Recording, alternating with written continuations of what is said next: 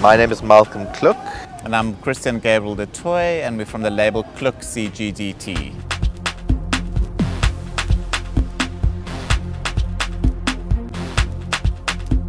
We both had separate labels. I think we both started about 2000, and we opened a store together in 2003, and it just through natural progression, we put the two labels together and became Kluk Cgdt.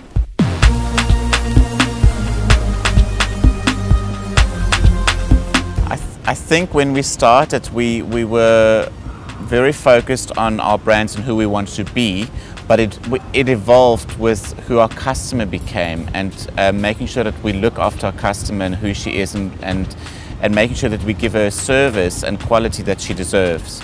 I think from a design perspective, we do a bit of tailoring, we do soft, we do couture, we do made to order. So there's a amalgamation of all these elements that we put together into the brand and offer that to our clients.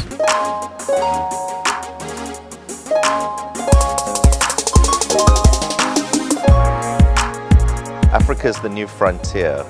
The markets in Europe and America are so saturated.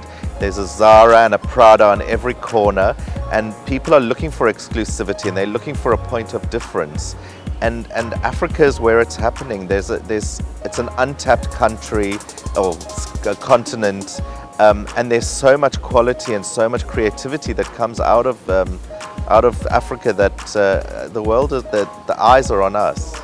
I also think with Africa and the background and the cultures that we've got so much diversity that we've grown up with, and we need to showcase that, and it's bringing all these diversities and all these cultures together and making it into something more spectacular that the world is craving for.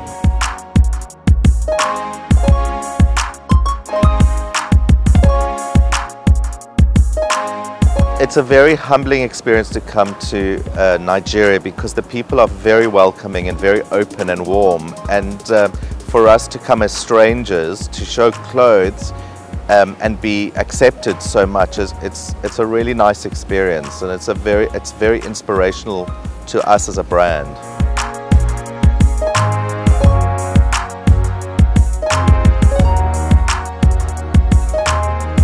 I do everything. Malcolm does nothing. He says I'm the head, but he's the neck that turns the head.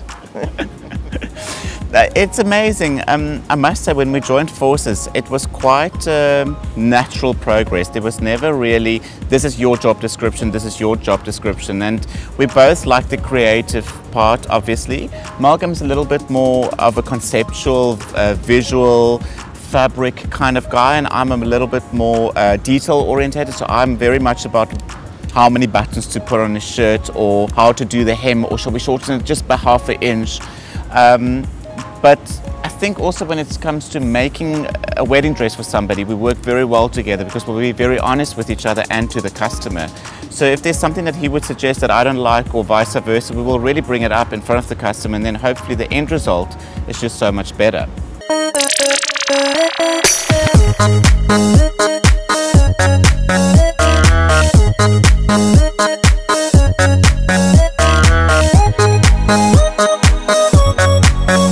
Our philosophy is always to push a little bit, to step up, to push the boundaries, to take chances. You can never rely on what you've done before.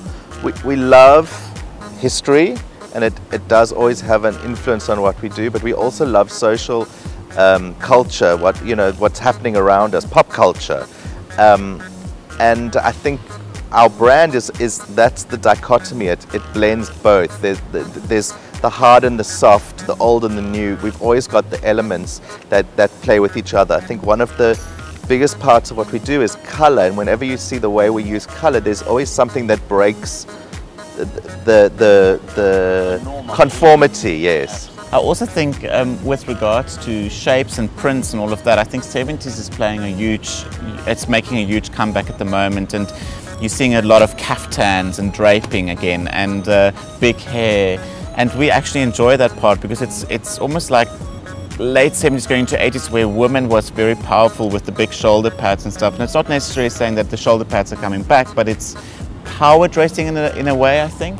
And then also the sort of printed fabrics are becoming a huge trend. And the same with us using the Vlisco prints that we've been using lately is becoming quite a big statement, I think.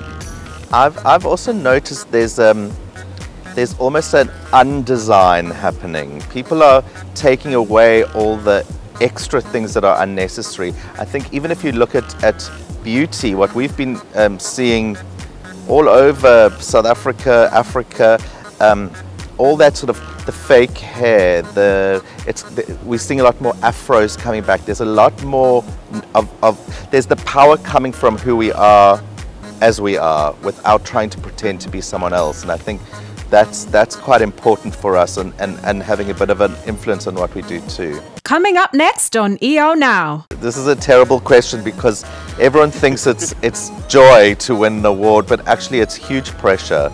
Because the expectation that comes with winning an award is to keep it up all the time.